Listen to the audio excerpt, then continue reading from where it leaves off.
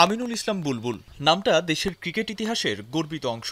কারণটা সবার জানা। এরপর দেশের ক্রিকেটে বুলবুলের লম্বা বিরতি। আইসিসির গুরুত্বপূর্ণ দায়িত্বে দীর্ঘদিন ভূমিকা রেখেছেন, সফল হয়েছেন, অর্জন করেছেন আইসিসি কর্তাদের আস্থা। বিশ্ব ক্রিকেটে গুরু দায়িত্ব পালন, সম্মান, মর্যাদা সবকিছুই ছিল হাতের নাগালে। তবু কি যেন নেই, কি যেন নেই এর শূন্যতা, হাহাকার। বৈশ্বিক মঞ্চে সফল হলেও দেশের ক্রিকেটে অবদান রাখতে না পারার বেদনায় প্রতিনিয়ত পড়েছেন আমিনুল ইসলাম বুলবুল। একাধিক সাক্ষাৎকারে বিসিবির হয়ে কাজ করার আগ্রহ আকুতি প্রকাশ করলেও অজানা কারণে লম্বা সময় ডাক পড়েনি তার। অবশেষে বিসিবির নেতৃস্থানীয় পর্যায়ে পালাবদল আর ক্রীড়া মন্ত্রণালয়ের হস্তক্ষেপে কয়েক মাস আগে অনেকটা আকস্মিকভাবেই বিসিবির সভাপতির দায়িত্ব দেওয়া হয় আমিনুল ইসলাম বুলবুলকে। কিন্তু দায়িত্ব নেয়ার পর নিজের প্রথম সংবাদ সম্মেলনে বুলবুল বলেছিলেন তিনি এসেছেন টি-20 খেলার জন্য। অক্টোবরের প্রথম সপ্তাহে আমরা ইনশাআল্লাহ ইলেকশন করব এবং প্রপার ইলেকশনই করব।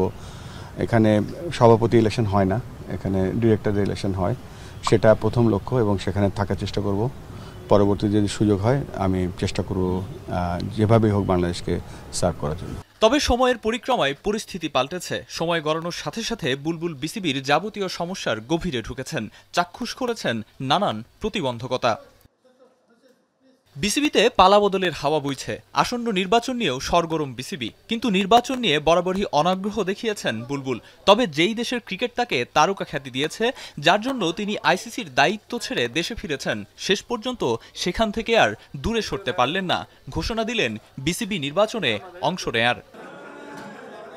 বিসিবি নির্বাচন নিয়ে হইচই বেড়েছে ক্রিকেট পাড়ায়। তবে কদিন আগেও বিসিবি নির্বাচন ছিল বলতে গেলে তারকা শূন্য। তবে কিছুদিন আগে তামিম ইকবালের ঘোষণার পর আমিনুল ইসলাম বুলবুলও নির্বাচন করার ঘোষণা দেয় এবার বোর্ডের পরিচালনা কমিটির নির্বাচন বাক নিল নতুন মোড়ে। ক্রিকেট প্রেমীরা এখন দেশের প্রথম সেঞ্চুরিয়ানের সাথে দেশসেরা ওপেনারের মধুর লড়াই দেখার অপেক্ষায়। নাকি সবাই মিলে কাঁধে কাঁধ মিলিয়ে একসঙ্গে দেশের ক্রিকেটকে এগিয়ে নেবেন, সেই প্রশ্নটা তোলা রইল ভবিষ্যতের জন্য।